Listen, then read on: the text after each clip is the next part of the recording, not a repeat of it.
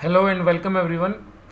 आज हम आपके सामने लेके आए हैं न्यू एजुकेशन पॉलिसी जो सीबीएसई या फिर एमएचआरडी ने रिसेंटली अनाउंस की है। बेसिकली इस पॉलिसी में जो जो चेंजेस हैं उसके बारे में हम आज डिस्कशन करने वाले हैं और उन सारे चेंजेस का आपके ऊपर क्या इम्पैक्ट होगा वो भी हम डिस्कस करेंगे। चलिए स्टार्ट कर लेते हैं। समरी, क्या क्या मेजर स्ट्रक्चर चेंज हुआ है, जो स्कूल लेवल पे चेंजेस हुए हैं, जो कॉलेज लेवल पे चेंजेस हुए हैं, साथ साथ आपके ऊपर इन सारे चेंजेस का आपके ऊपर स्पेसिफिकली क्या इम्पैक्ट है वो हम डिस्कस करने वाले हैं। ठीक है, चलिए। सबसे मेजर चेंज है कि जो पहले 10+2 का स्ट्रक्चर होता था, 10th क्लास और 11th और 12th क्लास एकदम अलग, तो उसको बोलते थे हम 10+2 सिस्टम। वो चेंज होके अभी हो गया है, वो चेंज होके हो गया है 5+3+3+4। ये 5-3-3-4 क्या है, आइए डिटेल में डिस्कस करते हैं। पहले आपको पता है 10+2 था, अब ये 5-3-3-4 हो गया बेसिकली। अब इसका मतलब क्या है, जो स्टार्टिंग वाला 5 है, 5 उसके अंदर क्या है कि आपको फर्स्ट क्लास से पहले 3 क्लास करनी होंगी। वो आप ऐसे सोच सकते हो कि नर्सरी और एलकेजी और यूकेजी, आप इस तरीके से सोच सकते हो। नहीं तो प्ले, प्री नर्सरी, नर्सरी, उसके बाद आपका फर्स्ट और उसके बाद आपका सेकंड। तो आपको 5 इयर्स की पढ़ाई करनी होगी सेकंड क्लास तक। तो ये था आपका फर्स्ट 5। उसके बाद आपका नेक्स्ट थ्री क्लासेस कौन सी है, स्टैंडर्ड 3, स्टैंडर्ड 4, स्टैंडर्ड 5। ठीक है, ये आपके हैं नेक्स्ट 3। ये वाला 3 है, इसका मतलब है class third, class fourth, class fifth. जो उसके नेक्स्ट 3 है, उसके नेक्स्ट वाले 3 का मतलब है classes number 7th, 6th, 7th and 8th। Okay, जो उसके बाद वाला 4 है, लास्ट 4, उसका मतलब है 9, 10th, 11th, 12th। तो बेसिकली जो पहले क्लबिंग थी 10 क्लासेस एक स्ट्रक्चर में आती थी, बाकी दोनों एक में आती थी, अब वो 4 स्ट्रक्चर में डिवाइड होगी। 5, 3, 3 एंड 4। तो इसका मतलब क्या है कि 9, 10th, 11th, 12th को एक एजुकेशन सिस्टम में लाया जाएगा, 6, 7, 8 को एक के अंदर, 3rd, 4th, 5th को एक के अंदर, बाकी सारे एक के अंदर। तो इनके अंदर क्या क्या चेंजेस हैं वो ये डिटेल में डिस्कस कर लेते हैं हम हर एक स्लैब को। इस जो ये चेंज हुआ है इसका आपके लिए मीनिंग क्या है। फर्स्ट फाइव के अंदर मैंने आपको बता दी कौन कौन सी क्लास आने वाली है, एंड सेकंड 3। इसके अंदर खास बात क्या होगी, आपको विजुअल लर्निंग के ऊपर फोकस होगा। आपको चीज़ें दिखा के समझाई जाएंगी। आपको ये नहीं है कि बुक रटवा दी और बात हो गया, आपको यहाँ पे चीज़ें समझा के दिखाई जाएंगी। यहाँ पे कोई बुक भी आपकी लगने वाली नहीं है। बच्चे यूजुअली बहुत परेशान होते थे, छोटे बच्चे, इतना भारी बैग, इतनी मोटी मोटी किताबें। तो अब आपके लिए कोई बुक्स ज़रूरत नहीं है स्टार्टिंग के फर्स्ट 5 और नेक्स्ट 3 के लिए। आपको यहाँ पे बेसिक लिटरेसी एंजॉय करनी है कि आपको पढ़ाई क्यों करनी चाहिए, पढ़ाई का मतलब क्या है, पढ़ाई में आप क्या क्या सीखने वाले हो, वो सब चीज़ें। यहाँ पे सबसे बड़ी राहत बच्चों को ये है कि फर्स्ट जो 8 ईयर्स आपके, 5 साल ये और 3 साल ये 8 साल आप अपनी रीजनल लैंग्वेज में एंजॉय कर सकते हो। रीजनल लैंग्वेज में ही आपको मोस्टली पढ़ाया जाएगा। आपको कोई कंपल्सरीली फॉरेन लैंग्वेज नहीं सिखाई जाएगी। जैसे कई बार होता था कि बैकवर्ड एरियाज़ में इंग्लिश के ऊपर बहुत फोकस होता था, बच्चे बहुत स्ट्रगल करते थे। अब आपको हिंदी, संस्कृत, तमिल या जिस भी रीजनल एरिया में आप आते हो वहाँ की लैंग्वेज में आपको पढ़ाया जा सकता है, ताकि बच्चे अच्छे से समझ पाएँ। बच्चे चीज़ें जल्दी से अपनी मदर लैंग्वेज में समझ पाते हैं। सबसे बढ़िया चीज़ और सबसे इम्पोर्टेंट चीज़ कि यहाँ पे कोई रिपोर्ट कार्ड भी नहीं बनेगा आपका। स्टार्टिंग के इन साल में आपका कोई रिपोर्ट कार्ड नहीं होगा। इनफैक्ट रिपोर्ट कार्ड तो आगे वाले स्टैंडर्ड से भी हटा दिया गया है। कोई रिपोर्ट कार्ड नहीं होगा, तो आपको कैसे जज किया जाएगा कि आपने कैसा परफॉर्म किया है, आपकी एक प्रोफाइल बनेगी। आई थिंक फेसबुक जैसे सब स्टूडेंट्स चलाते हैं ना, फेसबुक सब स्टूडेंट्स चलाते हैं, तो फेसबुक पे आपकी एक प्रोफाइल होती है। आपके लाइक्स, डिसलाइक्स, आप कौन से गेम में अच्छा करते हो, आप आर्ट एंड क्राफ्ट में अच्छे हो, आप डांसिंग में अच्छे हो, इस तरीके से आपकी एक प्रोफाइल बनाई जाएगी। इस प्रोफाइल में आपका एक कोर एरिया होगा कि आप सबसे बेटर डांसर हो पूरी क्लास में। इस तरीके से आप जिस चीज़ में सबसे बेस्ट होंगे वो आपका कोर एरिया होगा। आपको उसी फील्ड में आगे पढ़ने के लिए प्रमोट किया जाएगा, मोटिवेट किया जाएगा, है ना। आपका कोई रिपोर्ट कार्ड नहीं होगा, A grade, B grade, C grade, वो सब गया, वो सब पुराने ज़माने की बात हो गई अभी। Meaning of this change. अब बात कर लेते हैं क्लासेस 6 से 8 के अंदर क्या क्या चेंज आया है। सबसे इंपॉर्टेंट चीज़, सबसे प्राइमरी चीज़, आपकी 6th क्लास में कोडिंग इंट्रोड्यूस हो गई है। जो बच्चे 11th 12th में कंप्यूटर्स लेते थे उनको ही बेसिक कोडिंग का आइडिया होता था, अब क्लास 6 से कोडिंग आ गई। कोडिंग सीखने का सबसे इम्पोर्टेंट पर्पज़ ये है कि आप इनोवेटिव होते हो, आप चीज़ों को लॉजिकल तरीके से सोचते हो, आप कुछ नया क्रिएशन करते हो। जो भी आप अपने फ़ोन में चलाते हो, यूट्यूब या इंटरनेट चलाते हो, वो सारा कुछ एक कोडिंग से बना है। तो आप सोच सकते हो कि अगर आप कोड करना स्टार्ट कर दोगे तो आप नेशन बिल्डिंग में, पूरे कंट्री की डेवलपमेंट में कितना सपोर्ट करोगे, है ना। आप इससे लॉजिकल बनोगे, आप इससे इनोवेटिव बनोगे। यही गवर्नमेंट की बहुत अच्छी बात है कि उन्होंने 6th क्लास से ही सबके लिए कोडिंग कंपलसरी कर दिया।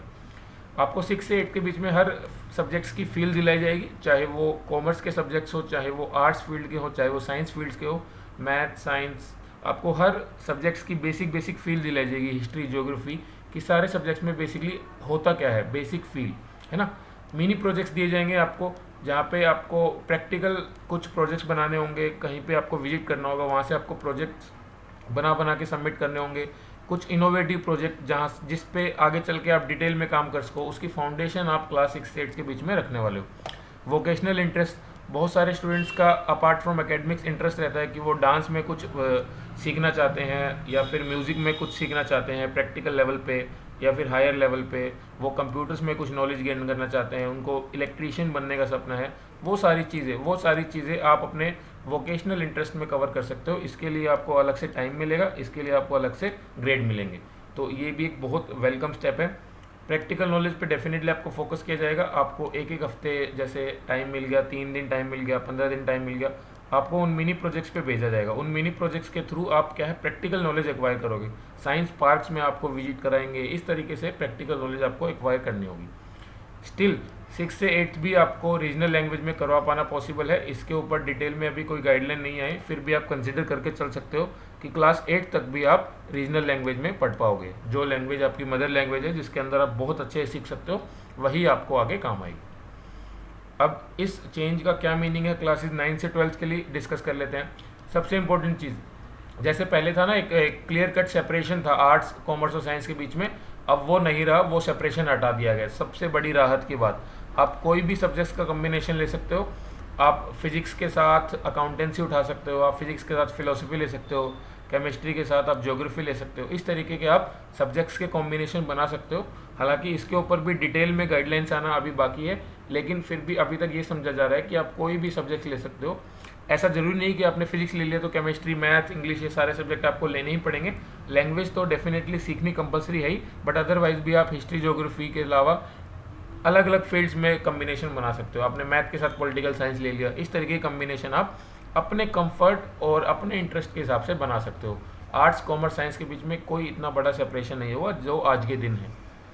एक्स्ट्रा करिकुलर एक्टिविटीज़ पे आपको फोकस रहेगा। जो मैंने बताया था कि 6 से 8 के बीच में आपको वोकेशनल एक इंटरेस्ट फॉलो करना होगा, वो चीज़ यहाँ पे आप अपनी चीज़ को बढ़ावा दे सकते हो। मान लो आपने 6 से 8 के बीच में आपका कोडिंग में बहुत इंटरेस्ट आ गया, तो आप 9 से 12 में कंप्यूटर साइंस सब्जेक्ट ले लो, आप कोडिंग को और डिटेल में सीखो। मान लो आपने कुछ इंजीनियरिंग का सीखा, आपने कार बनाना सीखा, आपने रोबोटिक्स का कुछ सीख लिया वोकेशनल में 6 से 8 के बीच में, आप उसको हायर डिटेल में परस्यू करना चाहते हो, तो वो चीज़ आप यहाँ पे फॉलो कर सकते हो। उसके लिए आपको अलग से एक सब्जेक्ट मिलेगा, अलग से टाइम मिलेगा।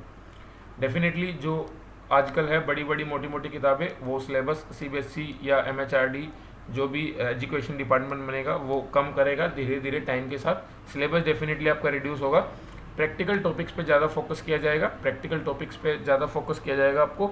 और मेन जो थियोरेटिकल टॉपिक्स हैं, जिनकी आगे जाके प्रैक्टिकल लाइफ में कोई ज़रूरत नहीं पड़ती आपको, वो टॉपिक आपके सिलेबस से हटा दी जाएंगे। आगे से पेपर मोर ऑब्जेक्टिव होगा।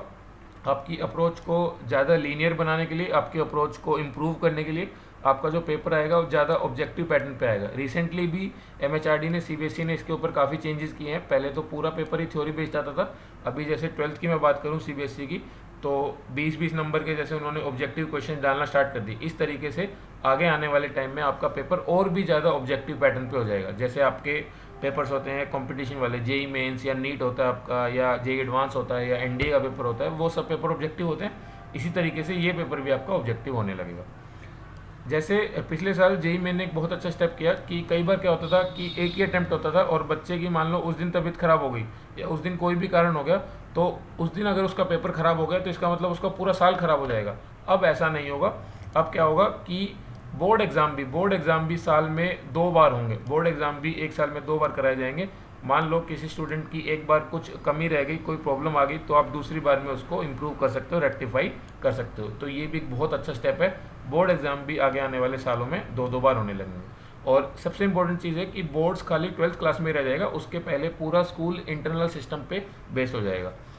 यही बात बाकी क्लासेस में भी देखने को मिलेगी।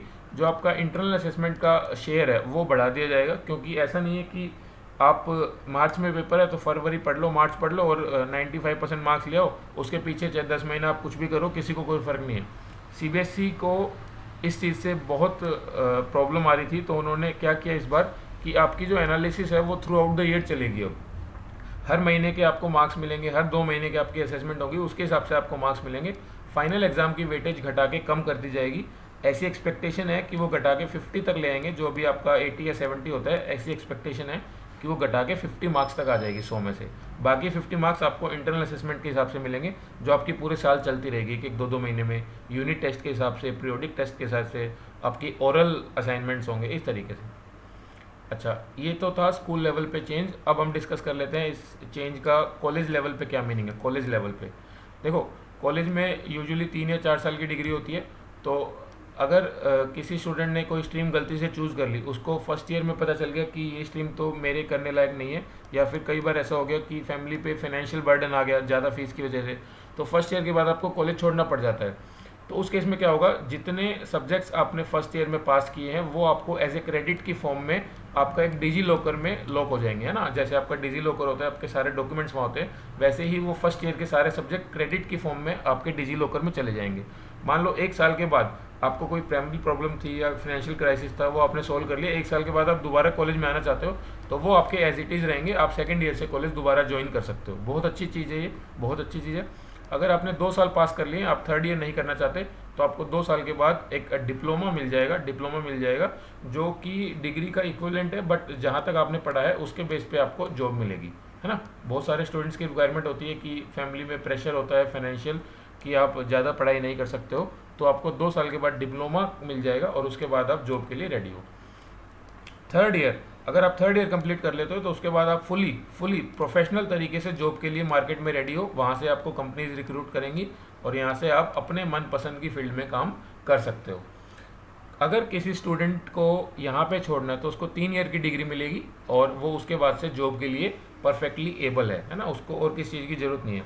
लेकिन अगर आप 4th ईयर करना चाहते हो तो 4th ईयर में आपको रिसर्च ओरिएंटेड पढ़ाई करनी पड़ेगी, रिसर्च ओरिएंटेड आपको पढ़ाई करनी पड़ेगी। आप इसके बाद मास्टर्स में या फिर पीएचडी वगैरह कर सकते हो। और 4th ईयर में जो भी रिसर्च, अगर आप कोई अच्छी रिसर्च करते हो तो वो रिसर्च आपकी फ़ंड होगी नेशनल रिसर्च फंड से। ये एक अलग फंड बनाया गया है स्पेसिफिकली इसी काम के लिए, कॉलेज में रिसर्च को बढ़ावा देने के लिए। अभी तक इंडिया में आई थिंक जीडीपी का 4.2% एजुकेशन पे डिवोट होता था, अभी वो बढ़ा के 6% तक करने का डिस्कशन चल रहा है। तो काफ़ी सारा फंड इस रिसर्च फंड में आएगा जो 4th ईयर वाले स्टूडेंट्स को रिसर्च करते हुए मिलेगा। वो मे बी IITs में हो सकता है, NITs में हो सकता है, या फिर और अच्छे ग्रेजुएशन आर्ट्स कॉलेजेस में, कॉमर्स कॉलेजेस में हो सकता है ना। हर जगह रिसर्च होती है। तो आपका 4th ईयर आपको रिसर्च के लिए डेडिकेट करना पड़ेगा। इसके बाद आपको 4 ईयर डिग्री मिलेगी, जो कि आपकी फॉरेन में पढ़ाई करने के लिए बहुत ज़रूरी है। सबसे इम्पोर्टेंट चीज़ अभी MHRD ने या एजुकेशन डिपार्टमेंट ने करी है कि प्राइवेट कॉलेजेस की जो फीस है उसके ऊपर एक अपर कैप लगा दिया, लिमिट लगा दी कि इससे ज़्यादा फीस आप स्टूडेंट से चार्ज नहीं कर सकते हो। इसके पहले क्या था कि वो 3-3 साल के 4-4 साल के कोर्स के लिए आपसे 20-20, 15-15 लाख रुपए ले लेते थे और उसके बाद आपकी उस लेवल की जॉब नहीं लगती थी, तो डेफिनेटली आप लोन के अंदर पूरी लाइफ दबे रहते थे। अभी ऐसा नहीं होगा। गवर्नमेंट क्या करेगी, प्राइवेट कॉलेजेस की फ़ीस के ऊपर कुछ ना कुछ उन्होंने लिमिट लगा देनी है कि आप इससे ज़्यादा फीस नहीं ले सकते हो। तो डेफिनेटली यहाँ पे हर स्टूडेंट को राहत मिलने वाली है। तो thank you guys, I hope आपको न्यू एजुकेशन पॉलिसी के बेसिक फंडामेंटल्स पता चले होंगे। हालांकि जो ये न्यू एजुकेशन पॉलिसी है ये 2020-21 में तो नहीं आएगी, इसके बाद नेक्स्ट सेशन से ये डेफिनेटली इम्प्लीमेंट हो सकती है 21-22 सेशन से। और ऐसा भी हो सकता है कि इसको पार्शियली इम्प्लीमेंट किया जाए, धीरे धीरे इम्प्लीमेंट किया जाए, ज़रूरी नहीं कि पूरी पॉलिसी एक ही साल में इम्प्लीमेंट हो जाएगी। तो मे बी आपको इसके लिए थोड़ा सा वेट करना पड़ जाए। बट जो स्टूडेंट इस साल 12th में या 11th में हैं उनके लिए इस पॉलिसी में जो मेजर चेंजेस हैं वो आपको कॉलेज लेवल पे फील होंगे। और जो स्टूडेंट अभी 7th, 8th, 9th क्लास में हैं उनको इस पॉलिसी के चेंजेस अगले साल से ही फील होना स्टार्ट हो जाएंगे, क्योंकि उनके लिए ही ये पॉलिसी सबसे ज़्यादा इम्पॉर्टेंट है। क्योंकि आपको यहाँ पे आर्ट्स, कॉमर्स और साइंस के बीच में जो सेपरेशन था ना, जो एक दीवार थी कि साइंस सबसे मुश्किल है, फिर कॉमर्स, फिर आर्ट्स सबसे इजी है, तो वो सारी चीज़ें, वो गैप आपका हट जाएगा। Thank you guys for watching this video. अगर आपको ये वीडियो अच्छी लगी तो हमारे वीडियो को लाइक करें, कमेंट करें एंड शेयर करें ज़्यादा से ज़्यादा, और हमारा चैनल आप सब्सक्राइब करें।